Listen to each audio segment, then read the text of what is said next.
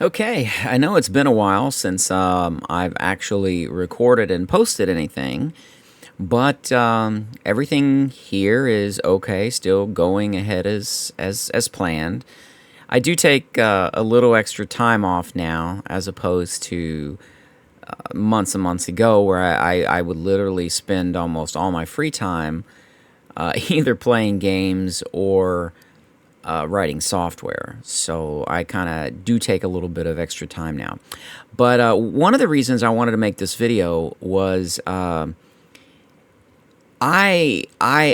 found a mod that was on Bethesda.net, and I'm on a PC, and I don't normally download mods from Bethesda.net. Normally I get them off the Nexus or some other PC location, some other website, and that's where I usually get my mods from.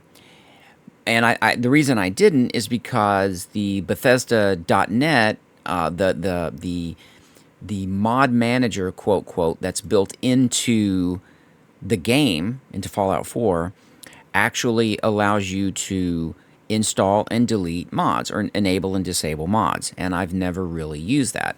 However, I wanted this particular mod here, this do-it-yourself. I kind of thought, okay, I wanted to make these settlements only vanilla, but then I thought, you know what, I can make them vanilla, but if these particular third-party mods are available, it'll enhance the settlement even more. So consider it almost like two layers. It's a layer of like a basic settlement and then an enhanced settlement, and the enhanced settlement requires mods. Well, this mod is only on Bethesda.net, so I'm going to have to get this inside the game. So inside the game, I went ahead and installed the mod, which copied it to my game's data folder. It installed the mod for me, and that's fine. The application picked it up and said, "Oh, somebody just put a mod in here, so I'm going to go ahead and throw it up here in the load order, and then you can rearrange it however you want." And that's what I did. But then I thought to myself, no, no, no, no, I don't want to do that. I want to have the actual mod itself. So, and this particular video is really about installing and deleting mods in, using the internal function of the game. I think it's called mods, where it goes out to Bethesda.net. It links to Bethesda.net to download the files. And to kind of give you a little bit of foreshadowing, it didn't remove all the files. So I don't know if that's a common problem, but let me go back, let me get back to what I was, kind of like the whole kind of story thing. Okay. So I installed it with when I ran the game, it has like a little mod thing, and I selected that. It downloaded the Bethesda.net mod, and, my application picked it up. That's fine. It's cool. But I wanted to deactivate it. It automatically activated the thing once it installed it. I didn't really have an option to say, okay, when I install things, don't activate them. Let me do that. So I had to go in and deactivate it. That's all fine.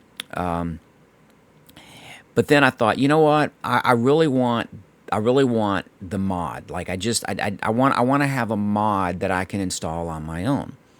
So I went ahead and added a couple new features. One's a report. I added a report that allows you to compare a list to your current load order. Someone had asked, I think on the forum, somebody posted on the forums a while back that said, hey, let's compare load orders. So I went ahead and did that. It was very simple, took just minutes to put in, and that's in there. But then I thought, okay, I want to be able to create a mod from a plugin. Very, very simple stuff. I know the plugin, I know the folder the plugin's in, and I can easily get the associated archives for a plugin, and that's what I need to zip up. So that's kind of like the function I put in. However, once that's in there, I no longer need the installed files. So when I went into the game in the mods, I disabled the mod, and then I deleted the mod. Now what's interesting is this. So let me find the mod. Let's see, do-it-yourself is right here. Okay. So let me find the mod. That's over here. This is the mod that I created. And basically it just gives the plugin name and then the date that the mod was created. So it's not really anything major. I can change all that stuff later, but this is it. So this right here, and what we're going to do is we're going to do a check install. I'm going to show you something interesting. So if you check install, you notice the plugin is not there. The plugin is not installed because when I went into the game mod, the little mod option in the game, and I said I want you to delete the mod, it deleted the plugin. That's what it deleted. But it left behind the two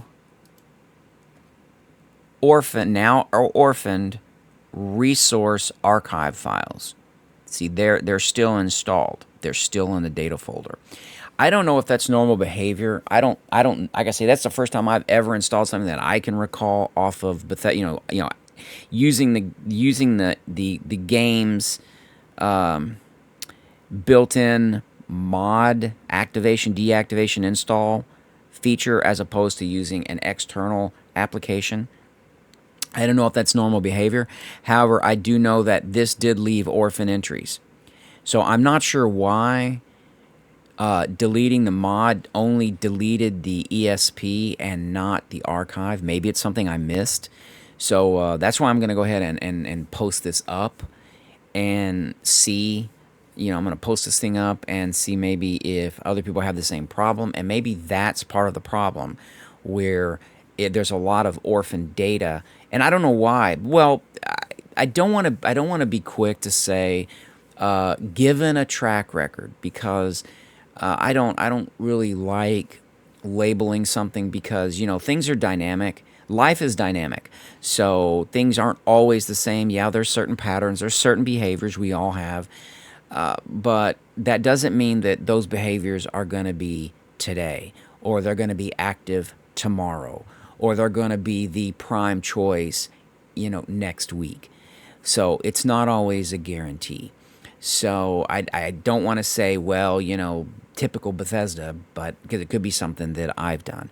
But I did want to make a video to show how this, is there. I do have a function that goes in that cleans up. That's what I'm getting ready to test over here. It will clean up orphaned resource archives. This is just orphan stuff. Very, very simple routine. It's very, very simple. So, and I'm going to test it out here in a minute, make sure that it works. I just refactored it. So hopefully it's going to, I've got to refactor that too, but hopefully it's going to work just fine. So that's not a problem. However, for a person who doesn't know or have the ability to check for something like that, it's gonna leave orphan files. It's almost like, especially if you're on like a console, that means you're going to have orphan files on your console, and that's going to take up storage space. So if you're on like an Xbox or let's say a PlayStation, that's going to take up storage space that you shouldn't have to have. You shouldn't have to worry about that. Deleting the mod should delete the whole thing. Delete the plugin and its associated resource files. So that's going to take up that on a PlayStation. I think that takes up that 2 gigabyte space used for mods, where all of a sudden it's like, where did my space go? Because you got a lot of orphan files you're not even aware of.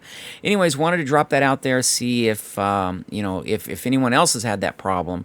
Maybe that's what's causing your storage issues. Maybe I did it wrong. Maybe when I went into the in-game mod thing, somehow I didn't do it correctly. I only saw an option for delete, and that's what I took.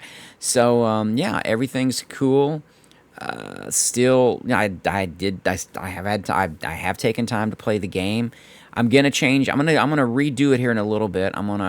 I've got a couple mods that I've got scheduled. Let's do this active not installed. I've got some mods over here I've got scheduled to install during my next playthrough. So this allows me to kind of queue them up, where I can go in and I can literally just say, okay, Snappy House Kit, I want to add it.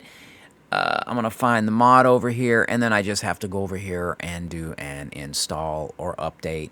You know, it's all in the load order, so I've got it already. It's in the load order. It is active, but as you can see, these are not installed. These I've got to update. These are where the updates are going to come into play.